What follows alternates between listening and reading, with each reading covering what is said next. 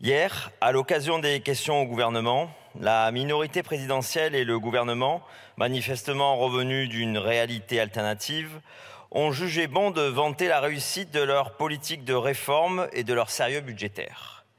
Pourtant, l'inanité de votre politique économique n'a d'égal que la vacuité de cet autosatisfecit par lequel vous tentez de maquiller la réalité catastrophique de votre bilan.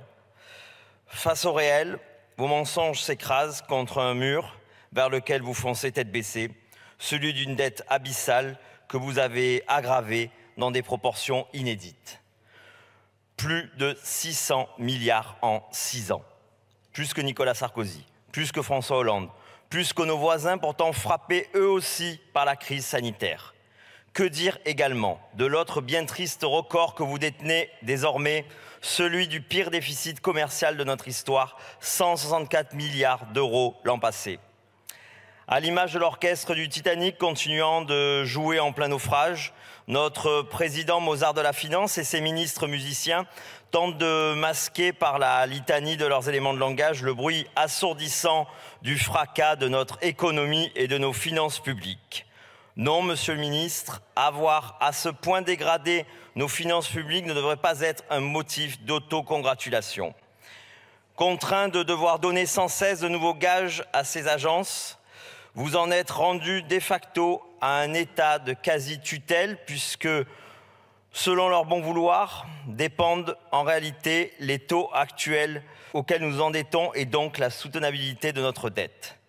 Qu'en sera-t-il également d'une mise en sous-tutelle européenne lorsque Bruxelles relancera dès le printemps 2024 des procédures de déficit excessif? Pour notre part, nous ne sommes dupes de rien et nous ne l'avons jamais été. Depuis de nombreuses années, nous dénonçons les politiques responsables de cette situation et nous proposons des solutions de bon sens.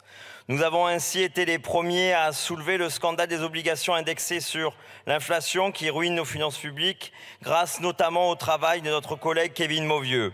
Quand écouterez-vous nos recommandations pour mettre fin à ce pari à tous les coups perdants pour le contribuable?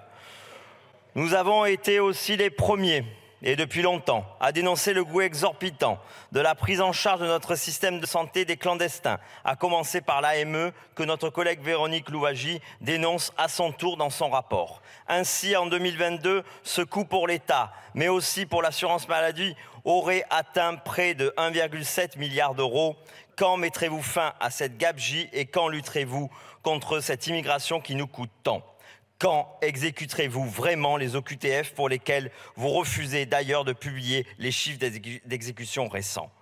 De plus, nous avons été les premiers à dénoncer le pillage que constitue la fraude. Fraude fiscale, fraude sociale, fraude aux importations.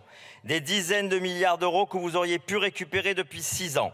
Malheureusement pour les Français, il aura fallu que nous mettions ce sujet sur la table avec Marine Le Pen lors de la campagne présidentielle, devant notre Assemblée, avec le dépôt d'une proposition de loi solide et sérieuse pour qu'enfin vous daigniez présenter un plan petit bras conjuguant demi-mesure et effet d'annonce.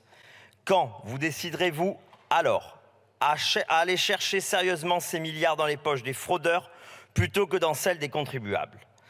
Nous avons enfin toujours affirmé que de nombreuses économies pouvaient être réalisées afin de réduire les coûts de fonctionnement de notre administration sans pour autant en réduire l'efficacité.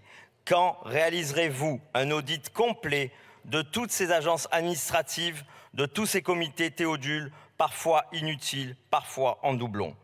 Ce printemps de l'évaluation aura donc été l'occasion de redire pour nous que la politique du gouvernement n'est pas à la hauteur, mais aussi de réaffirmer que pour notre part, nous avons des solutions et que nous sommes prêts demain à les appliquer.